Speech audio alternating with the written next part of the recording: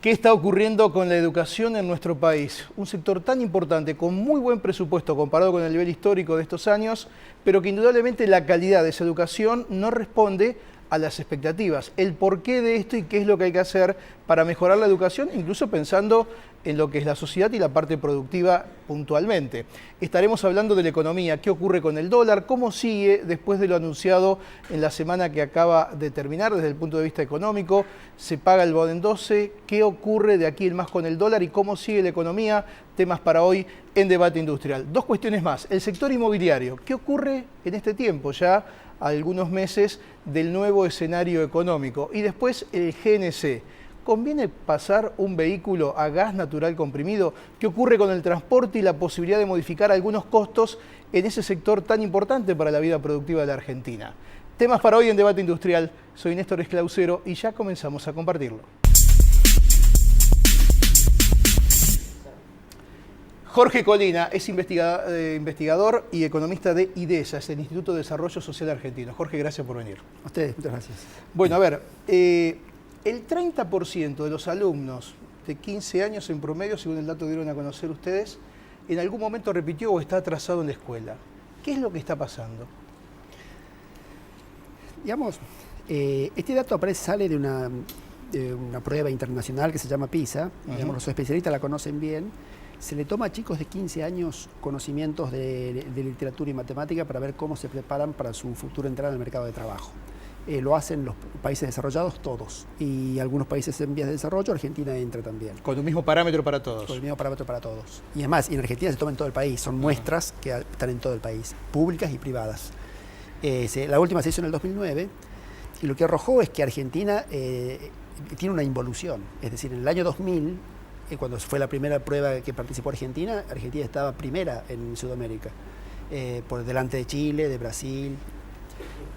Y observamos que en el año 2009 está quinta, o sea, primero está Chile, luego Uruguay, después Brasil, Colombia y recién viene Argentina. Entonces, evidentemente fue para atrás. Son muchos los factores y uno de esos es que a los chicos estos de 15 años les preguntan si alguna vez se quedaron de curso o de grado. Y bueno, y el 37% señala que sí, que se quedó de curso. Por lo cual, estamos teniendo un montón de chicos de 15 años que en lugar de estar en lo que vendría a ser el segundo año de la vieja secundaria, el tercero de la nueva, están más atrasados, entonces obviamente no tienen conocimiento. Pero también además significa eso que la capacidad y la calidad de la educación que va tomando igual se retrasa y quizás no se prepara como corresponde para cuando tenga que terminar. Claro. Ahora, cuando uno dice, ¿qué está pasando con estos chicos? Digamos, este 37% que se quedó de grado alguna vez. Cuando uno mira de qué hogares viene, aparece que el 70% de estos pibes viene de un hogar en donde el papá o la mamá no terminaron la secundaria. Mientras que apenas un 30% de los que se quedaron tienen padres que terminaron la secundaria o superiores. Entonces, definitivamente que el tema del desempeño educativo tiene una cuota de herencia del hogar. Un chico que viene de un hogar donde los padres son más educados tiene más chances de avanzar que otro que no. Son cuestiones de estímulos, son cuestiones de conocimiento transmitidos, de valores. Ahora, ¿eso cuánto tiene que ver con la familia? Porque para muchos, algunos hablan de la desaparición de la familia. Yo no creo que sea tan contundente, pero hay un cambio en la familia en los últimos 20 años por el tema de divorcios, separaciones, y eso hace también que muchos padres no estén presentes, ¿no? ¿Cómo influye eso? Y eso no tiene que ver con la plata. No es una cuestión solamente económica del chico. Sí, de verdad, la evidencia científica no muestra que haya una diferencia muy sustancial entre jóvenes con padres separados o padres digo por el tema juntos, de la familia, ¿no? Como detalle de seguimiento. Se observa, habría que mirar si es significativo. ¿Hay alguna diferencia en chicos que vienen de hogares donde viven con la madre solos? Pero lo más importante de esto es no entrar en la resignación, no decir que porque el hogar no le da el estímulo, el conocimiento y los valores que uno quisiera, esos chicos van a quedar en desventaja. Para eso tiene que estar el sistema educativo. Cuando uno dice el sistema público de educación tiene que igualar oportunidades, lo que está pensando es que tiene que igualar las oportunidades de aquellos chicos que no tuvieron la suerte de nacer en un hogar donde los padres hayan estudiado. ¿Y qué es lo que falla ahí? Porque, a ver, el otro día hablábamos por radio y es cierto que en estos años, creo que fue en el 2006, el presupuesto educativo en Argentina tiene una participación con el Producto Bruto como nunca lo tuvo. O sea, hay más dinero para eso. ¿El nivel de los maestros influyen también? Sí, el nivel y las reglas que se aplican en la gestión de los maestros. En el año 2006 sale la Ley de Financiamiento Educativo y se dice, la Argentina en el año 2010 tiene que llegar a una meta de 6% del PBI en inversión. En el año 2006 teníamos 4 y algo. Entonces, y la verdad que las provincias y la nación pusieron plata y en el 2010 se cumplió la meta. Hay que reconocer que la Argentina hace metas que después nunca las cumple y además las olvida. Yo creo que un gran mérito es que primera vez hacerla y cumplirla. Hacerla la cumplimos, además la pasamos. Las remuneraciones de los docentes subieron mucho. Hay una pequeña detalle ahí, es que las remuneraciones suben proporción, digamos, casi igual en todo el país, con lo cual en la ciudad de Buenos Aires, en la provincia de Buenos Aires, en la Patagonia, terminan siendo salarios relativamente bajos respecto al sector privado, porque los salarios son altos aquí y en la Patagonia. Pero en el norte argentino, por ejemplo, un docente está ganando más que alguien que trabaja en el sector privado. El docente siempre tiene que ganar muy bien, porque yo creo que es un oficio estratégico. Ahora, ¿qué es lo que falta? Hay plata, hay buenos salarios, ¿qué falta? Reglas. Es decir, hoy por hoy, un maestro que se esfuerza, que se capacita, que da clase, que se preocupa por los chicos que más atrasados, que se preocupa por los chicos que vienen de hogares conflictivos, no recibe ningún premio. O sea, va a cobrar lo que dice el escalafón y solamente progresa en función de la antigüedad. Claro. Y es más, y se producen injusticias del tipo, hay docentes que están de licencia años y cobran el mismo sueldo o más que una aquel persona que fue todos activa, los días. y que se preocupa por sus Ahora alumnos. es una cuestión gremial también, porque yo siempre le critico a los gremialistas del sector docente que la principal preocupación que tiene es el salario, que no está mal, yo creo que es un detalle no menor para una actividad gremial, pero que la discusión del paro docente esté solo y siempre con la cuestión del salario me parece que los limita. En todo caso, porque, a ver, podría medir también el nivel y la calidad de los docentes. Sí, en todo caso, la función del sindicalista es pedir por el salario. Ahora, quien tiene la responsabilidad de pedirles resultados por el salario son los secretarios de Educaciones provinciales y el ministro de Educación de la Nación. Además, yo creo que las autoridades educativas son las que tienen que fijar el tema de las reglas y los resultados, y medir los resultados. En Argentina se hace una medición de resultados, el de los chicos, que se llama la ONE, y que le toman unas pequeñas pruebas para ver cómo están progresando. Y la verdad que habría que ajustarla, habría que ser más riguroso con esos exámenes, porque no son muy no se condicen mucho con lo que son las internacionales. Por eso es que en las nacionales parece que no está nada mal, pero después cuando vienen las internacionales, los chicos argentinos salen muy por atrás. Claro. Lo que habría que hacer es las autoridades educativas preocuparse por medir bien los resultados de los alumnos y pedirles rendir cuenta a los docentes en las paritarias, bueno, qué es lo que la sociedad está obteniendo por el esfuerzo económico que hay. Jorge, y por último, ¿cuánto de esto se replica cuando ese joven se incorpora al mercado laboral? Bueno, esta evaluación se toma a los 15 años porque es el momento en que el joven ya empieza a pensar en incorporarse al mercado de trabajo. Evidentemente que aquel que le va bien en la escuela es el que más chances tiene, fundamentalmente el que termina la secundaria tiene muchas chances, que le vaya bien, pero aquel que viene retrasado empieza a tener problemas de empleabilidad.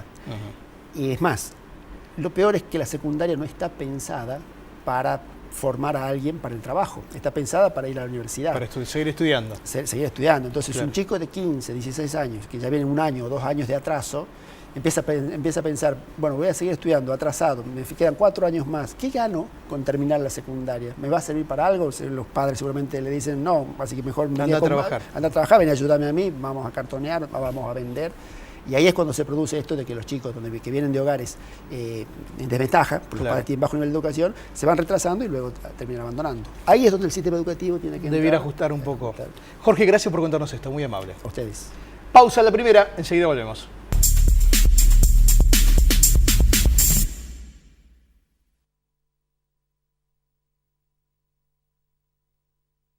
Anticiparse es parte del negocio. En estas fiestas, adelanta la compra de regalos de tu empresa y aprovecha estos beneficios. Amplia variedad de productos, órdenes de compra para Garbarino y Garbarino Viajes e importantes descuentos por volúmenes de compra. Conectate con nuestros ejecutivos de cuentas. Garbarino, garantía de confianza. Para las próximas vacaciones, los hoteles Howard Johnson ofrecen promociones especiales. 0810 122 4656. 0810 122 4656. Howard Johnson makes you feel at home.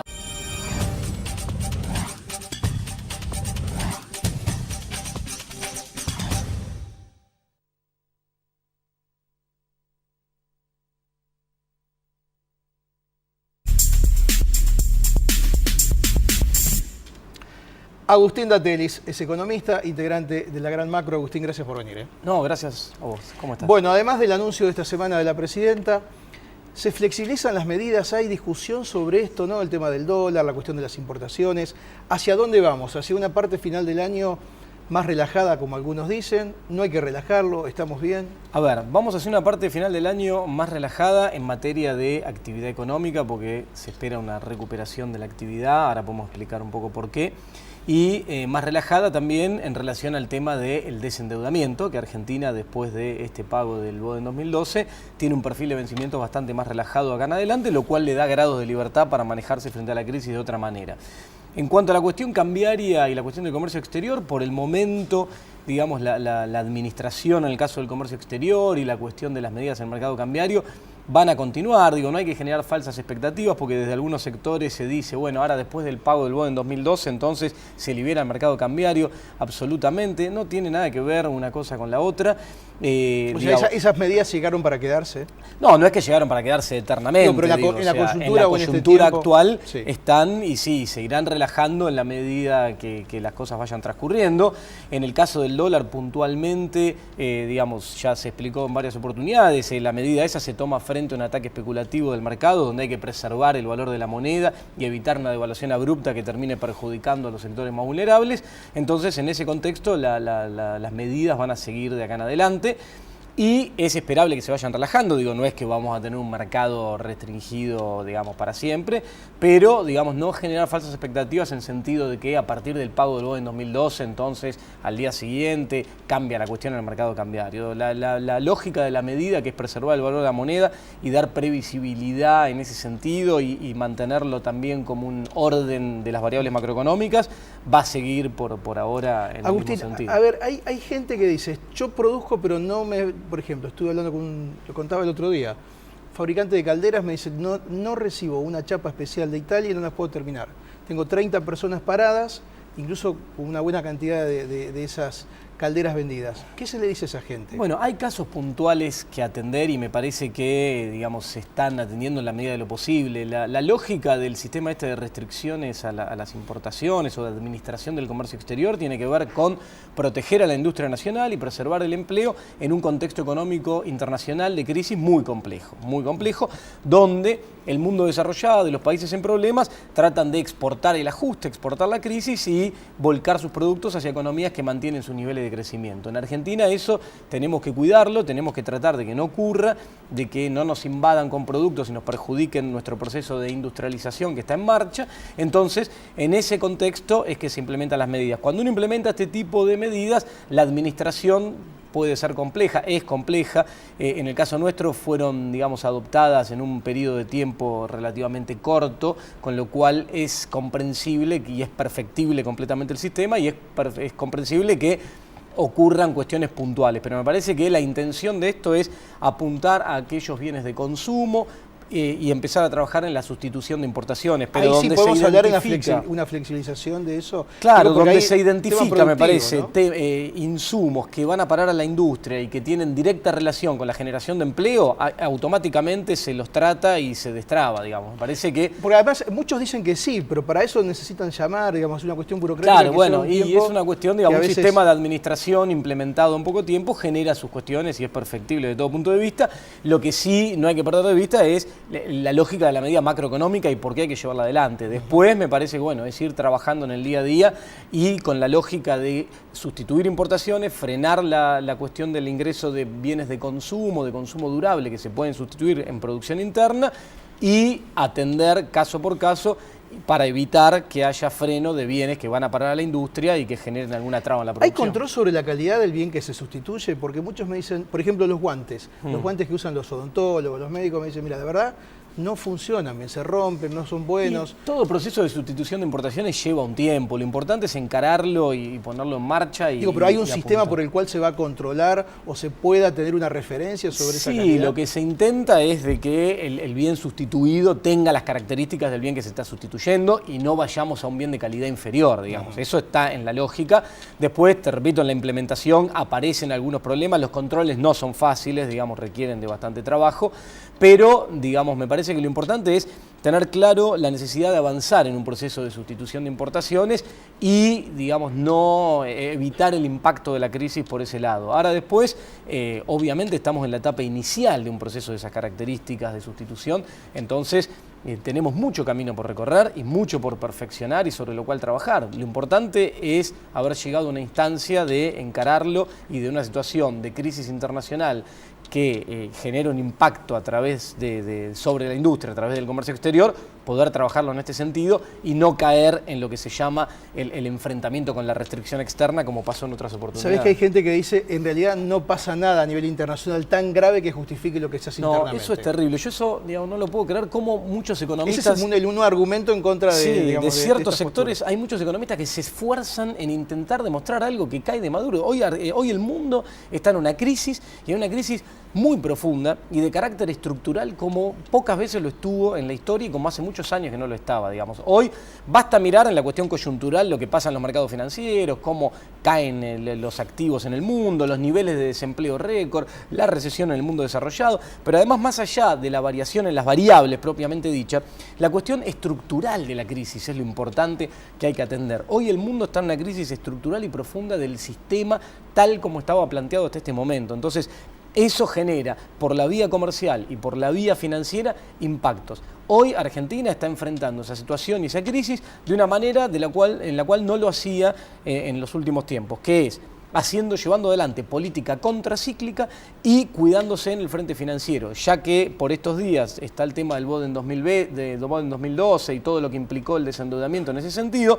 Es importante recalcar que Argentina puede hacer política contracíclica porque se desendeudó durante todos estos años. Entonces, hoy no tenemos la carga de la deuda que teníamos años atrás, que es el problema que tienen las economías desarrolladas. Estados Unidos, España, esos países tienen problema por importante carga de la deuda. Muchos latinoamericanos también porque tienen carga más importante. Argentina hoy tiene unos niveles de relación deuda pública-producto de lo más bajo. 40%, que hay en el ¿una mundo. cosa así? 41% si tomás la deuda pública bruta, pero si tomás la deuda pública neta, que significa solo la que está en manos de acreedores privados sobre la cual hay que pagar Sí o con sí. dinero contante y sonante, es un 19%.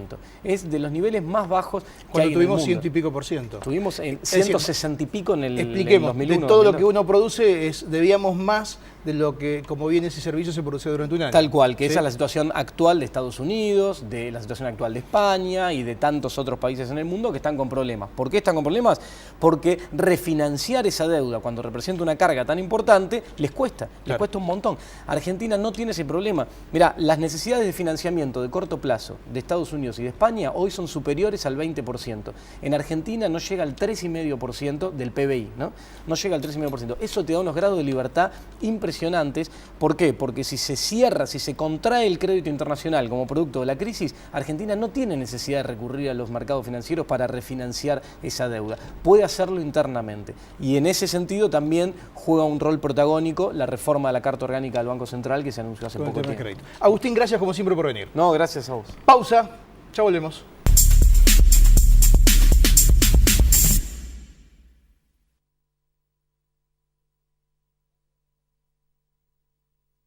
Compomundo Corporate presenta la línea más completa de oficina. Equipos con el software que su empresa necesita. Windows 7 Professional, compatible con Tango, Becherman y SIAP. Soporte técnico, actualizaciones y software deducible de impuestos. El negocio de su empresa pasa por Compomundo Corporate. En Apart Hotel Rotuy te estamos esperando para que disfrutes de unas vacaciones únicas. En San Martín de los Andes, Apart Hotel Rotuy, diferente a todo lo que conoces.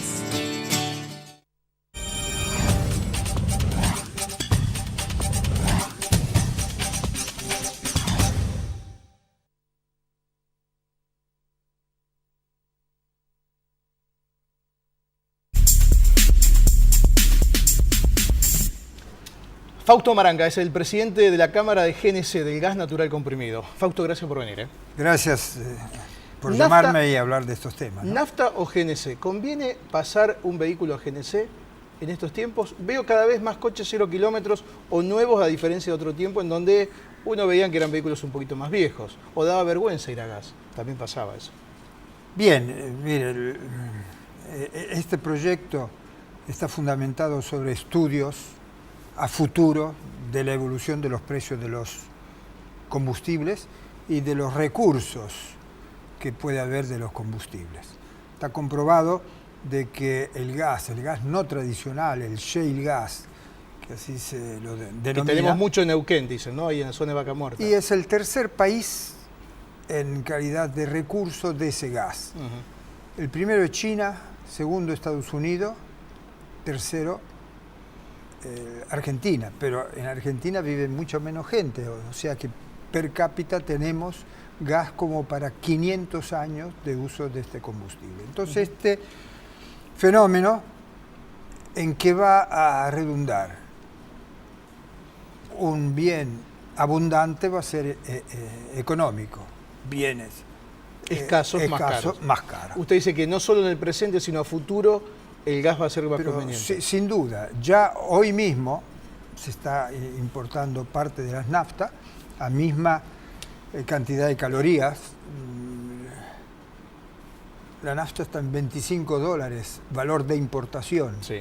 puesto en el puerto. El gas más caro, que es el de los famosos barcos, hoy día está en $15.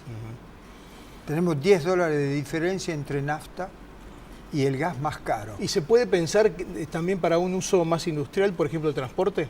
Bueno, justamente las tecnologías desarrolladas en el sector hoy día permiten que se transporte el gas símil a gasoil, naftas y otros combustibles líquidos, porque hay un sistema de transporte de gasoducto móvil que los cargamos en camiones y va. Entonces, no solo tenemos la distribución por gasoductos, que esa es la gran belleza, porque también en la importación, cuando llegó el barco de los combustibles líquidos, después hay que distribuirlo, que meterlo en camiones que gastan combustible para ir a todo el país y distribuirlo.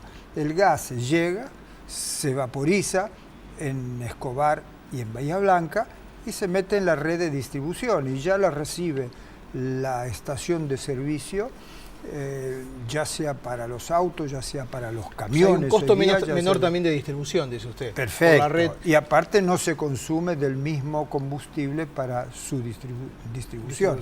Menos ocupación de rutas, etc. Es un combustible muy eficiente y usted dijo antes y después. ¿Qué pasó? Hoy día se sofisticaron muchísimo los equipos de GNC. Hoy día se inyecta, ya no se aspira como era un motor a carburador y motor a mezclador de gas-aire. Hoy día se mide y se inyecta. Por lo tanto, se equiparó la tecnología de la inyección de combustible líquido con el gas. Por eso que hoy día se ven coches de últimos, incluso de alta gama con gas. Perfecto, porque ya el andar es exactamente igual y el rendimiento, y se economiza del orden del 73% del costo comparado con la nafta. De la nafta. Fausto, Hoy, ¿qué pasará dentro de un año? Lo último, imagina entonces camiones y colectivos masivamente andando a gas también. Bien, perfecto. Ya se hizo presentaciones de ómnibus argentinos que habían sido preparados para la exportación, porque somos exportadores de estos vehículos pesados y no lo estábamos usando en nuestro país. Por lo tanto, le estábamos brindando un menor costo de transporte público de pasajeros y transporte de mercadería a otros países sin usarlo nosotros. Por lo tanto, la Cámara está impulsando eso, que es rendir nuestro país mucho más competitivo, a tener mejores costos. Mejor calidad. Fausto, gracias por contarnos esto, muy amable. Por favor, gracias a ustedes. Pausa la última, enseguida volvemos.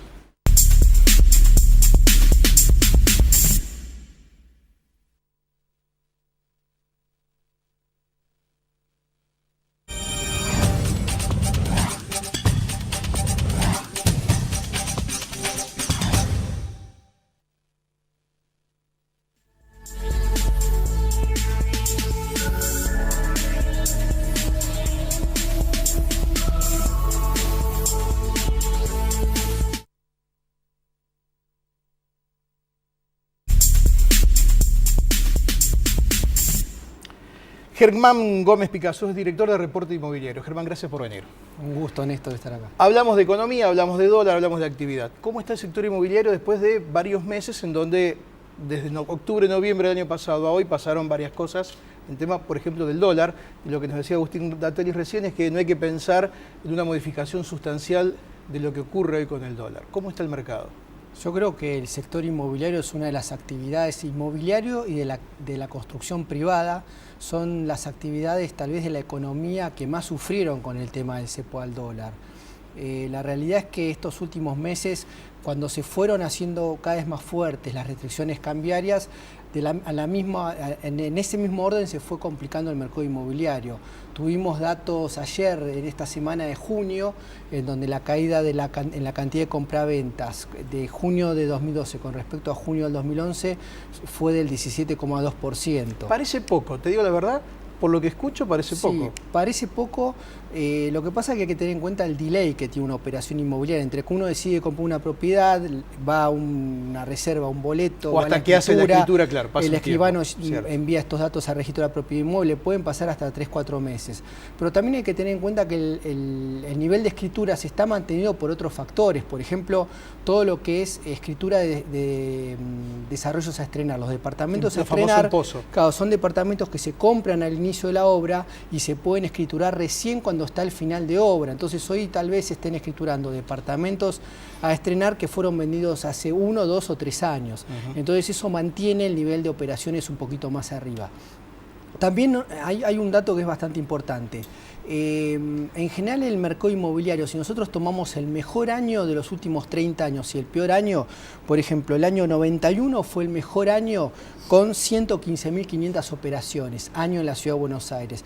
Y el peor año fue el 2009 con 75.900 operaciones. Fíjate que entre el mejor año de los últimos 25 o 30 años y el peor hay solamente un 35% de diferencia. Entonces, si uno toma en cuenta eso, puede ver que hay siempre un cierto nivel de operaciones por más allá de que la actividad económica no esté muy bien, ¿no? Germán, lamentablemente me quedé aquí un poco tiempo, pero te pregunto, ¿lo que más se vende son lo que es en pozo y en pesos? Digo, ¿lo que comienza a ser nuevo y en pesos más que lo usado? El usado está muy parado, pero lo que es en pozo y en pesos se está vendiendo, pero no tanto.